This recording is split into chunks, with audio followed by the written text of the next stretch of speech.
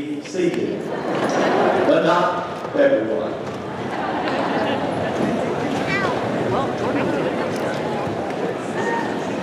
Good afternoon. I'm Tim Summerlin, president of Schreiner University, and I feel moved to depart from any text very briefly here to say that I anticipate that there's probably no way around the fact that we will have one more commencement in Eddington Gymnasium. But I am here to swear to you, God willing, that'll be the last one here.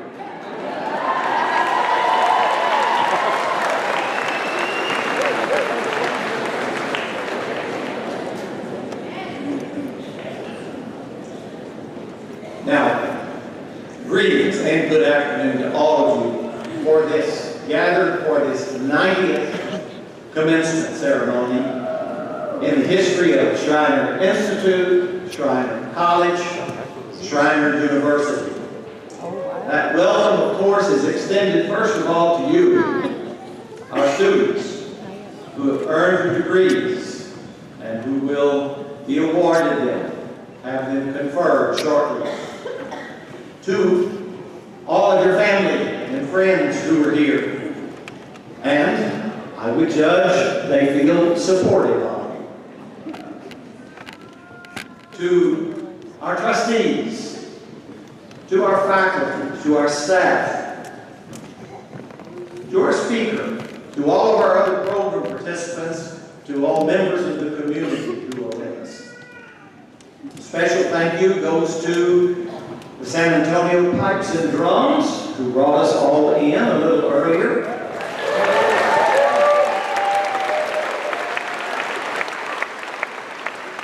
You know, they don't just pick up on a Saturday and say, hey, let's go make a little music. They work at that. Also, as always, to Ms. Kendra Delaney, who has escorted us in and may have set some record time there.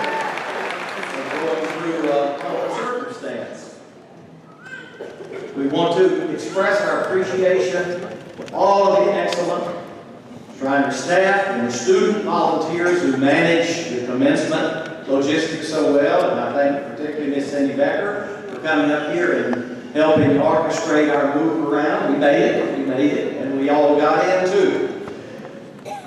Thank you all for your patience in that process.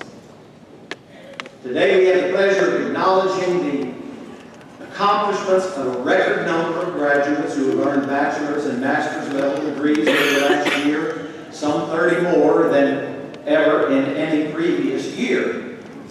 And I, as I a moment ago asserted, will take this point of confirming that our number one facility priority is indeed that athletic and event center, which will provide a more spacious location for this event in the near future.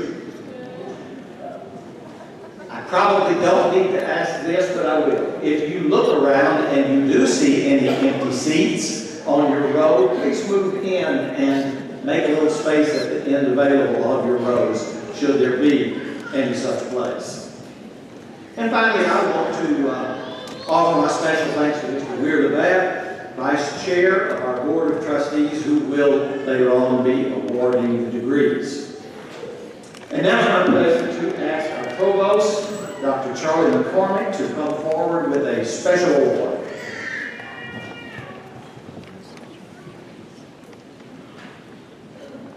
It's my honor to recognize this year's student recipient of the Elmer Whitehurst Award for Excellence in Learning.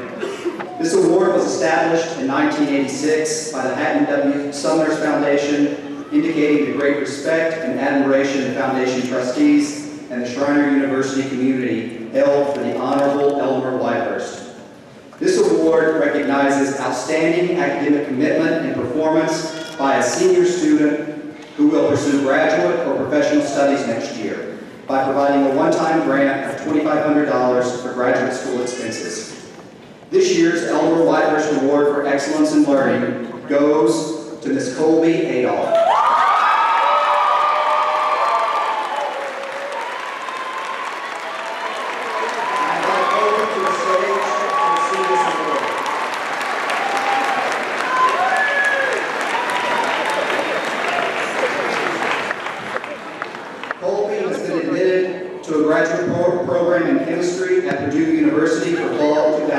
13.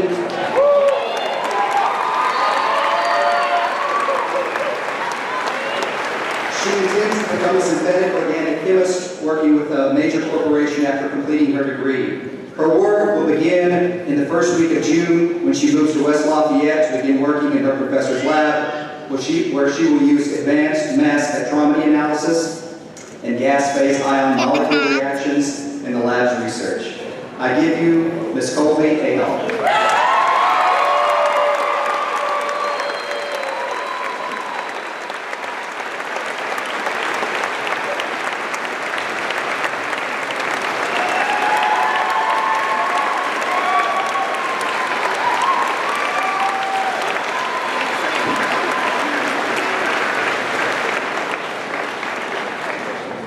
Note too that each year we honor faculty with a variety of awards. Please consult the last page of your program for a listing of this year's honorees, and I will now ask them to stand and be recognized.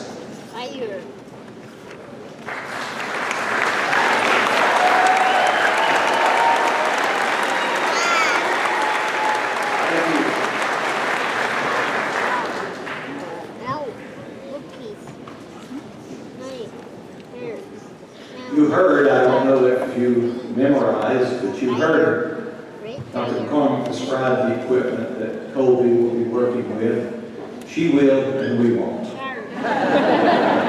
won't. Our speaker today, Dr. Joseph King, is a man with a deep understanding of the values that animate a place like Shriner. An honors graduate of Southwestern University in Georgetown. He earned his PhD in human-computer interaction from the University of Washington.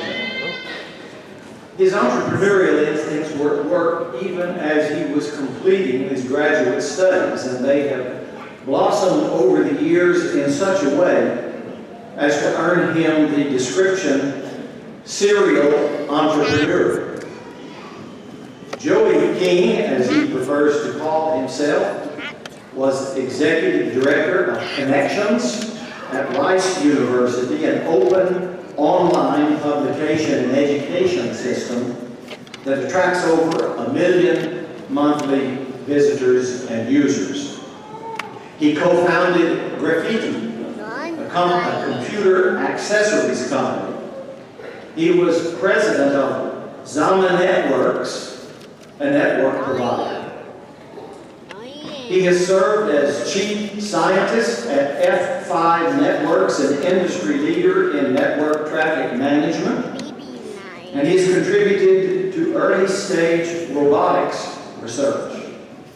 The venues in which he has contributed as creator, as researcher, as advisor, as executive responsible for technological discovery are too many, frankly, for me to mention today.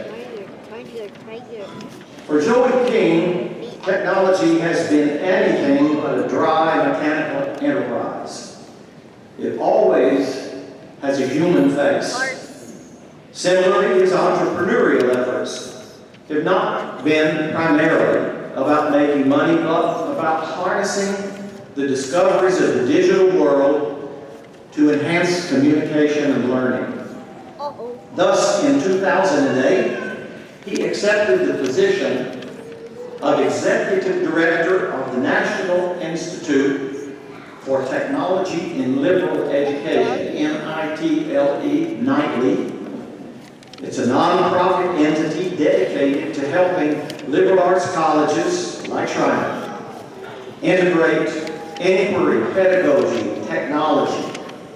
Shriner University was pleased to become a charter member of NITLE on its founding and has benefited greatly from that group's planning council, creative thinking and analysis as it charts its own course through that continuously evolving landscape of instructional technology. Over 150 other colleges are similarly benefiting from NITLE's efforts. It's not hard to understand how this versatile scientist, teacher, entrepreneur was was nominated for Most Inspiring Professor during his teaching stint at TCU's Neely School of Business. Class of 2013 and all others in the audience, I am pleased to present today's commencement speaker, Dr. Joey King.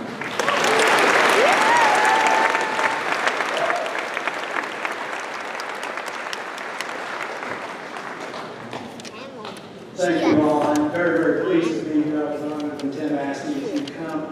I love commencements, not just because they're hot and comfortable, but because we have these tremendously excited folks in front of us, and I want to be one of the first today to graduate in the class of 2013, and to congratulate their parents and all their loved ones who packed in here with them. I'm very excited to be speaking with you today. The real reason I like these things, these commencements, is they give me hope. And what I really mean is you give me hope. Give me hope for the future. I'm not the future. I'm sort of halfway there. But you're the future. That's what commencement's all about. We talk about what you're going to commence to be doing, not what you've just done. Most of my life, as it turns out, has been about the future. I worked, as Tim said, in research labs and starting new companies and with think tanks, which is what Nightly is, and then I worked in higher education. And so I thought a lot about the future. And I think about it in regard to the graduates here today. What does your future hold? And I know that you're sitting there thinking about jobs and maybe graduate school or law school or whatever your plans may be. I know that you're really focused on that next step, and I really appreciate the fact that that is your one probably senior desire, no pun intended. But it's interesting when you start thinking about what your future really will look like. I did a little bit of research and found out that for your graduation year, your average life expectancy will be about 85 years. So you've got a lot of time in front of you. And that means that for most of you, you'll have 40 to 50-year careers. I think very unlikely that those careers will be in what you studied here. They may or may not be. But what I do know is that you'll have very, very careers in front of you. And what I also know is when you go to look for your last job in maybe 2053, there'll be a lot of careers that you're considering that don't even exist today. I mean, there were careers that didn't exist when I graduated from college, like neuroscience. As a psychology major, cognitive psychology was of interest of mine, and I think neuroscience would have really been an interest had it been there yet. But for you, looking out to 2053, you're going to have so many things that are different. And just to give you an example, think about that many of you have these little smartphones in your pockets or back in your rooms. For those of you in the audience, think of your smartphone and think about the fact that in 2053, that little device that you'll carry will have more computing power than in the United States today. It's a staggering fact. And what that means is we will live in a world that is very different from the one that we live in today. And it will have new opportunities, and it will have tremendous new problems. Now, do I worry about those problems? Do I worry about what you'll do? I might, but for the fact that you're graduating from a great liberal arts university. And that liberal arts component is so important to the future that I'm talking about. Liberal arts is under almost constant attack for not focusing on job training. Well, it's hard to train people for jobs that don't exist. And if we're thinking about 2053, we got to train you for the whole, of your future. So, because you're liberal arts graduates, I don't worry about that. And I think Albert Einstein put it best. He said, the value of an education in a liberal arts college is not the learning of many facts, but the training of the mind to think something that cannot be learned from textbooks. That's what you were here to do. And that's what you'll be called upon to continually do. Because as these new careers are invented and these new problems occur, you'll have to be quick on your feet and have to have the abilities that this sort of education gives you to be able to tackle. Many of you may be familiar with the Dyson vacuum cleaner, that big yellow vacuum cleaner that uses, I won't go into it. It's a very popular vacuum cleaner. It was invented by a man named James Dyson in the United Kingdom. It's always interesting when he's asked, what did he study in school? He says, I studied the classics. He said it was perfect training. And generally, there'll be the follow-up question, well, why do you think that? And he said, well, it taught me that things take a long time to get right. And that, thought changes and you really have to follow things through. And as he was doing thousands of prototypes for this vacuum cleaning technology, which is actually, a very sophisticated technology, he said, I never got discouraged because I could look at the past and the things I learned studying the classics and know that I'll get there. I just need to put in the time to understand the whole of this thing. I think I kind of have a similar story. I often get asked, what was the most important class you took in college? And I say, well, it was drama. And people say, well, why is that? And I said, well, I went to a liberal arts college in Georgetown, Texas, and they insisted that we take a performance art class. And I say insisted because I was not happy about it. In fact, I put it off until my senior year. And when I got to it, I thought, now I got to do this. I really don't want to do this. And because it was my senior year, I didn't have a lot of options. So it was either ballet or drama, and I think you could figure out which one to choose.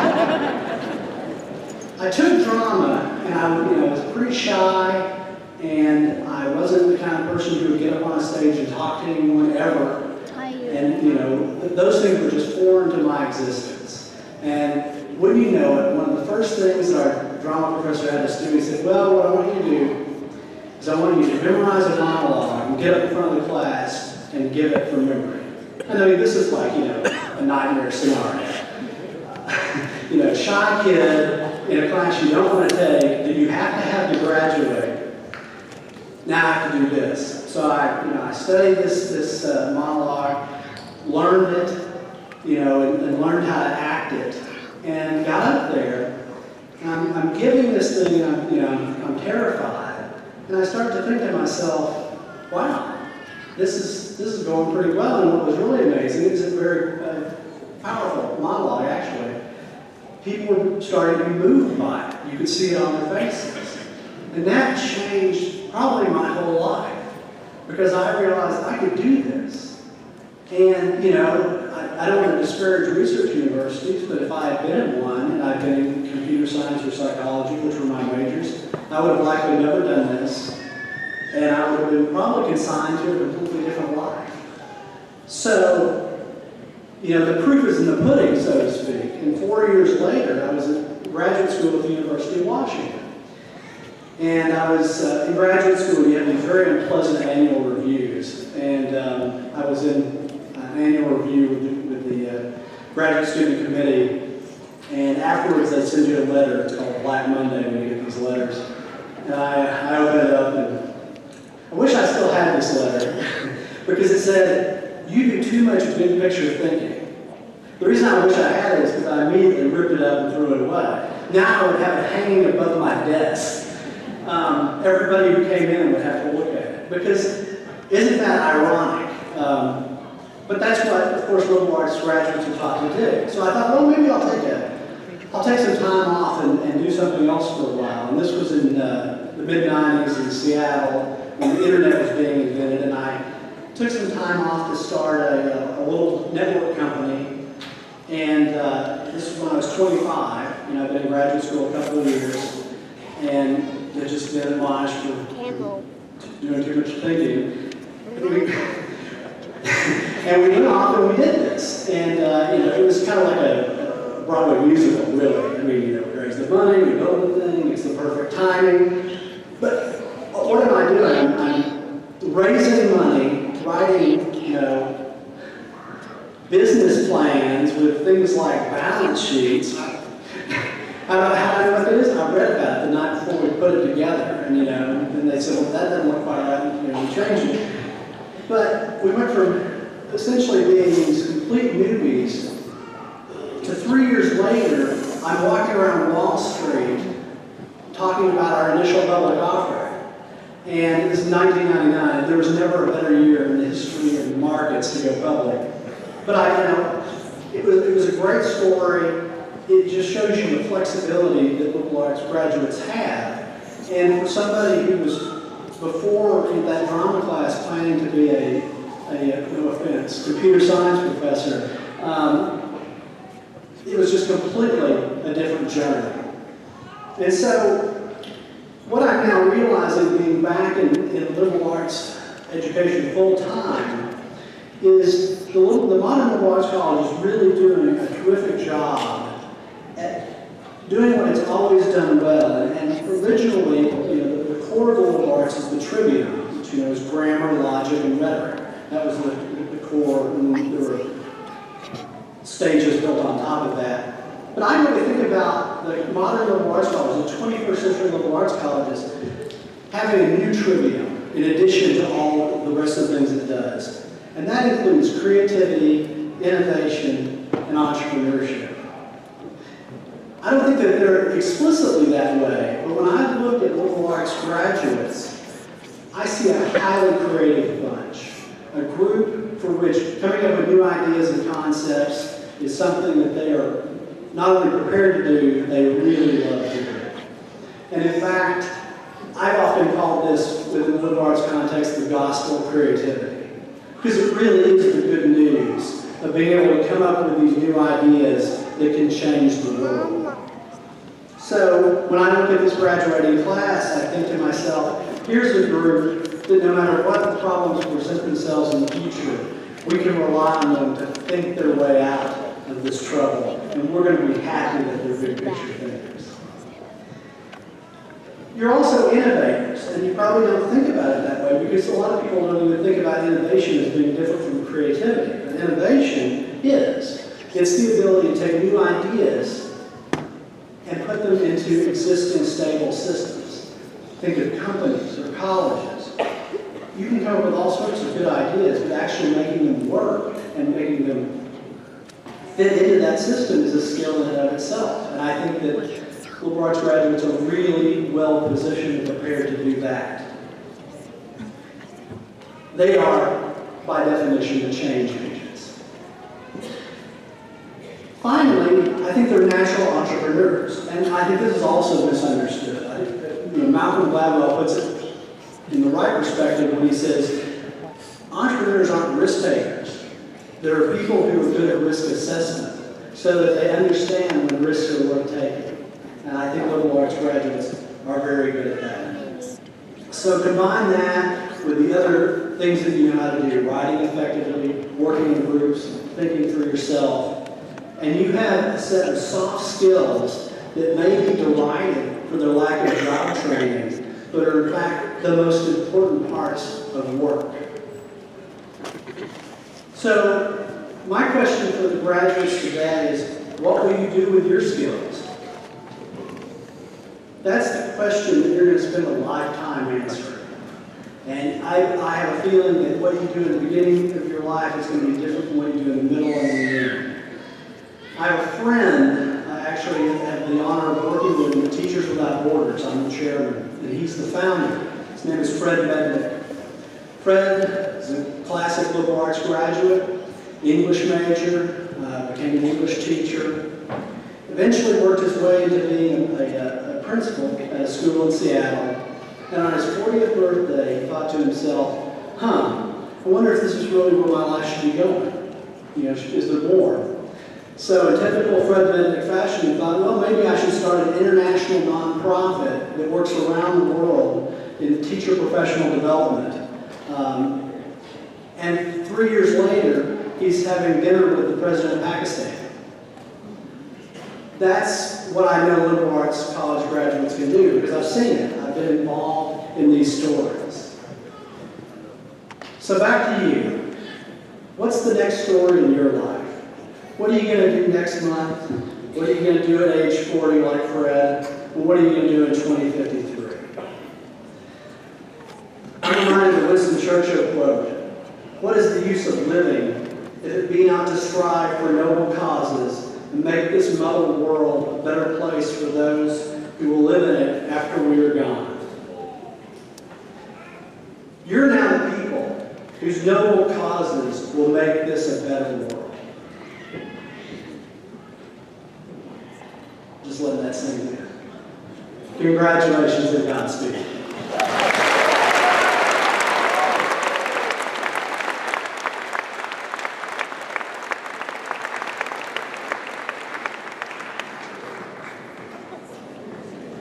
Thank you, Dr. Keene. Now, will the graduates please rise?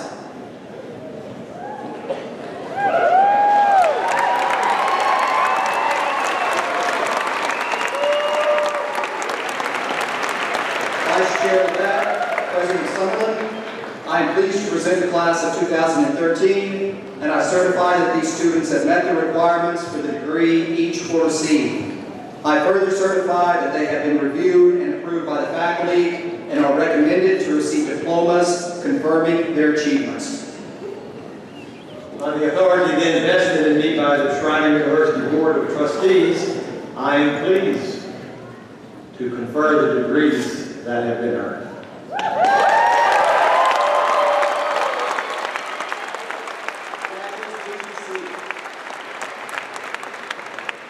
Will Mrs. Bannister and Dr. Starr please come forward to assist in awarding degrees? Mrs. Bannister, the registrar, will be assisting with diplomas, and Dr. Starr, the Hostler Award recipient, will be assisting in hooding the graduates. Assisting Dr. Starr with the hoodings will be the deans of the schools. Dr. Summerlin will confer the academic honor cords. Dr. Woods, will you please come to the stage to hood students in the School of Liberal Arts? And now will those students in the School of Liberal Arts receiving degrees please come forward to the stage, beginning with the Bachelor of Arts degrees.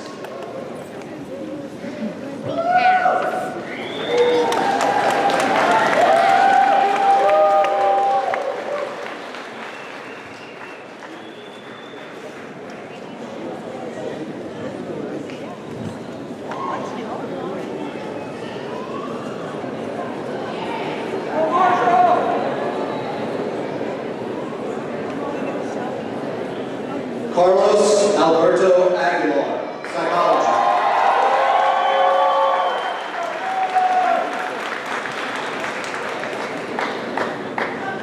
Carrie Susan Armstrong, psychology, magna cum laude.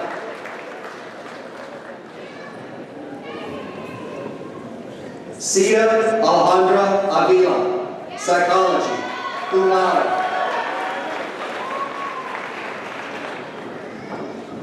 Norman Owen Becker, political science.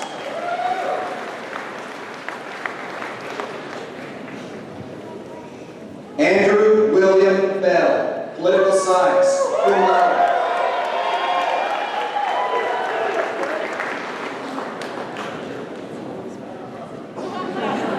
April M. Bentley, psychology.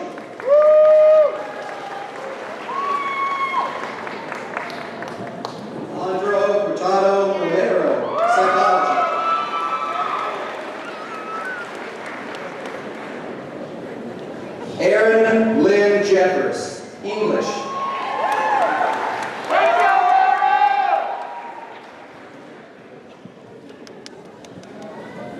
Ashley E. Jemison, English, cum laude.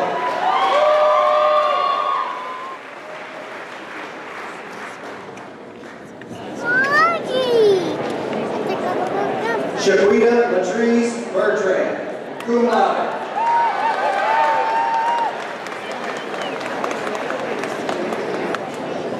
Marion Dosha Collier, cum laude.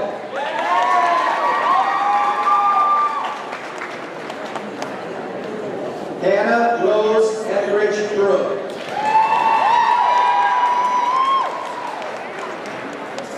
Hannah Louise Elwinger, cum laude.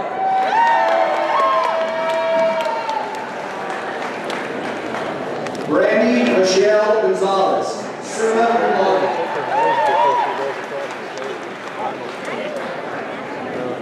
Christina Alexandra Gonzalez, magna cum laude. She's on to us now. Teal Louise Griffin, magna cum laude.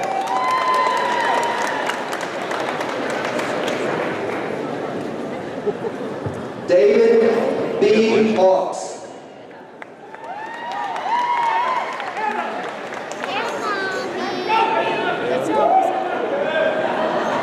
Ricky Woodrow Ironside.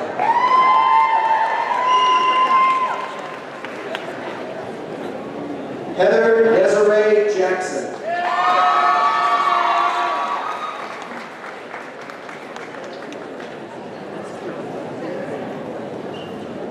Allison Aaron Jeffers, cum laude.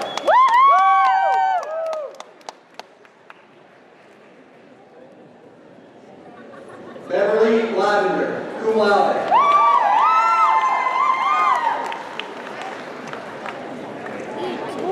Jill Renee McGinnis, summa cum laude.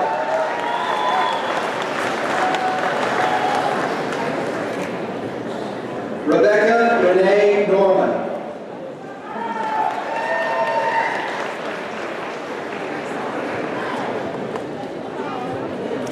Janie Winstead Odom, summa cum laude.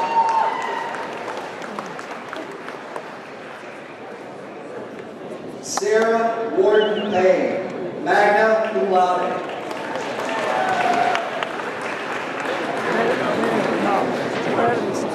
Kristen Daniel Pena, summa cum laude.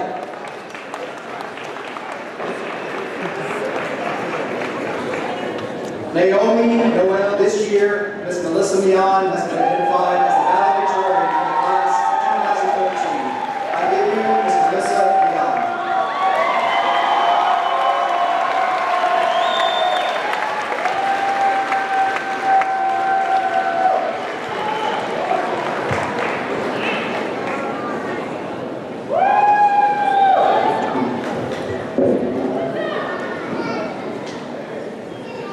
Building suspense.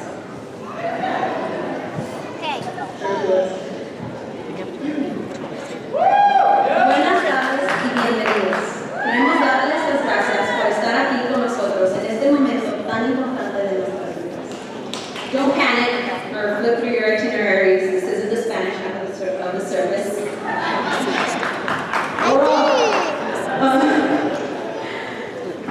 President Summerlin, members of the Board of Trustees, Dr. King, honored guests, family, faculty, staff, and students.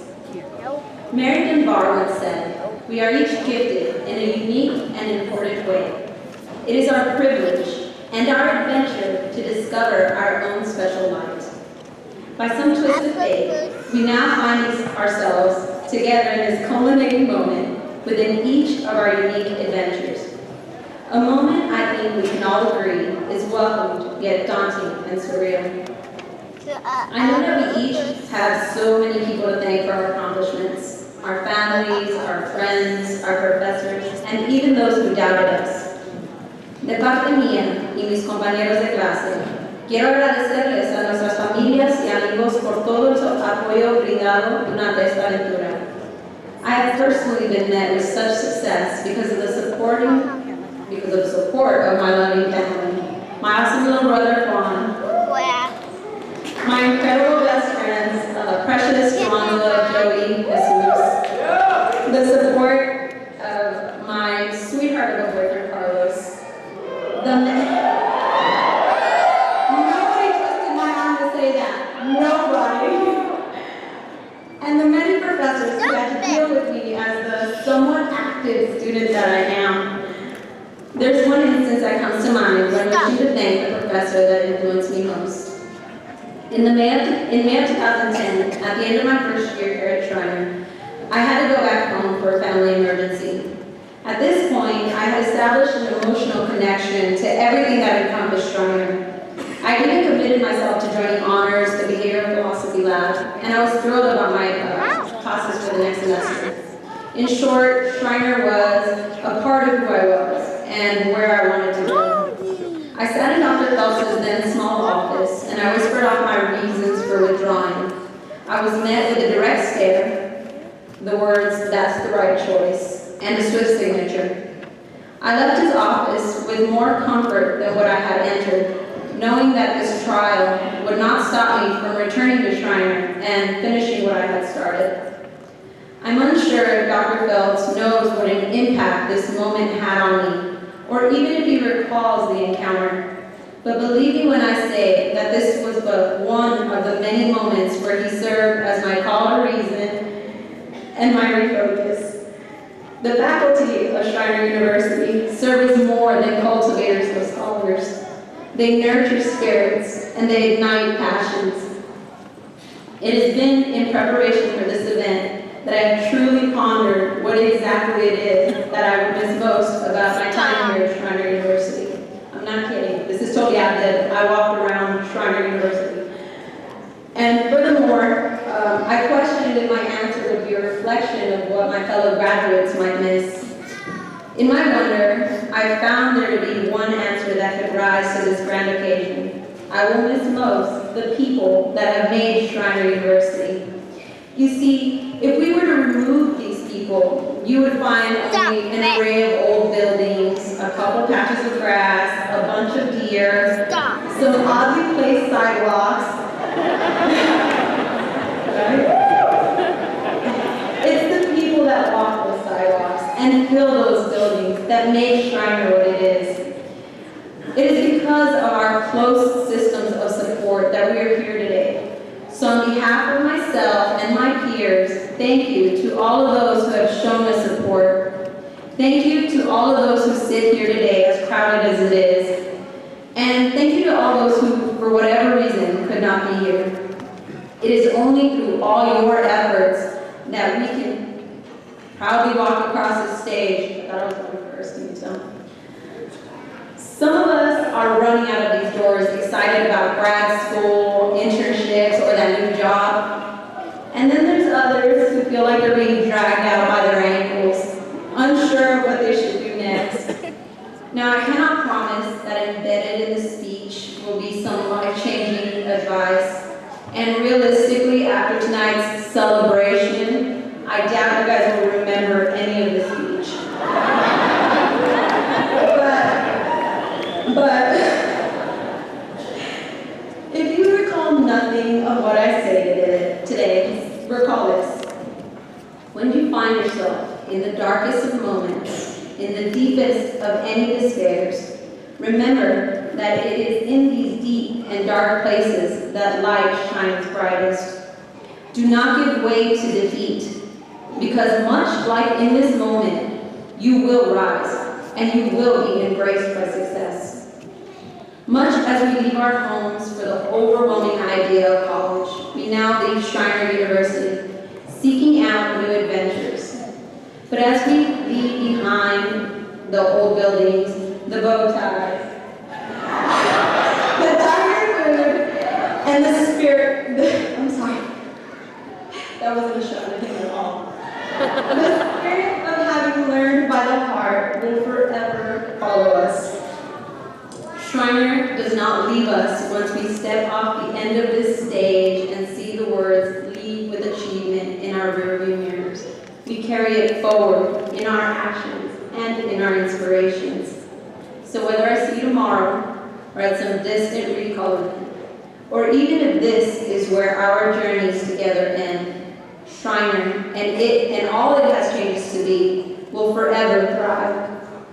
So in this party, I bid to you, in only the most honest of manners, the fondest of farewells. This adventure that began as far back as your first step on campus ends today in this last goodbye. Congratulations, Shriner University's graduating class of 2013.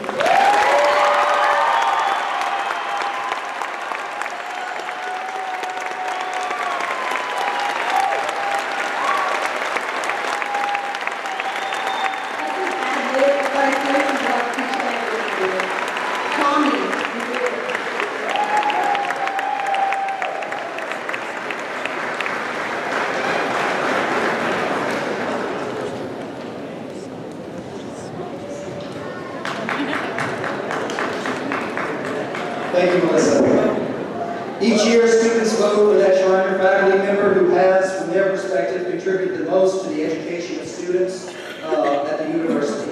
The faculty member with the most votes for the students is recognized as the Harriet Garrett Award winner. The award carries with it the opportunity to provide graduating seniors with their commencement charge. And I am pleased to announce that this year's recipient of the Harriet Garrett Award from Business is Mr. Pete Huey. Please welcome him to the stage.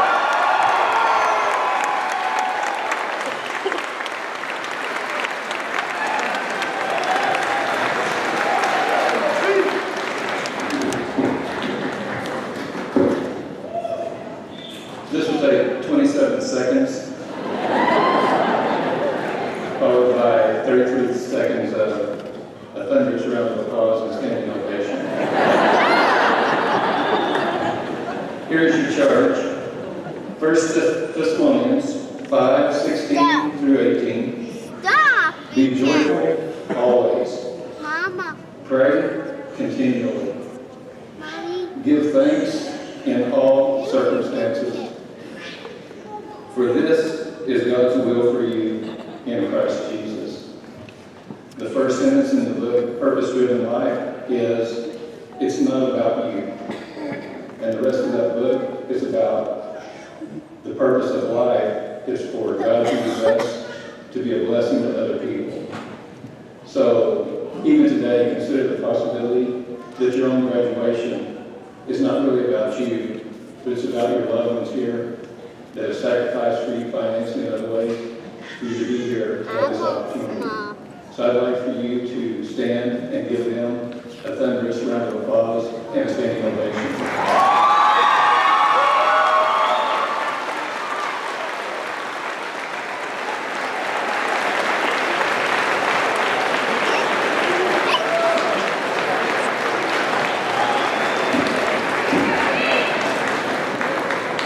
And may you remain standing. And may we all join and stand now for our final blessing and benediction.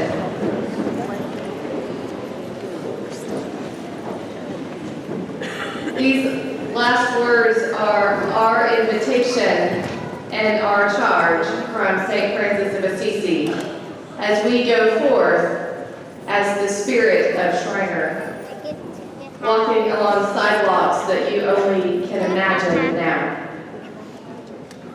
Lord, make us instruments of your peace. Where there is hatred, let us sow love. Where there is injury, pardon. Where there is doubt, faith. Where there is despair, hope.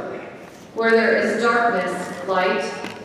Where there is sadness, joy. Grant that we may not seek so much to be consoled as to console, to be understood as to understand, to be loved as to love. For it is in giving that we receive, it is in pardoning that we are pardoned, and it is in dying that we are born to eternal life. And so now, friends and family, Shriner, may God's very grace, God's very strength, God's incomprehensible love, and God's infinite creativity go with you, remain with you, sustain you, and inspire you this day and forevermore.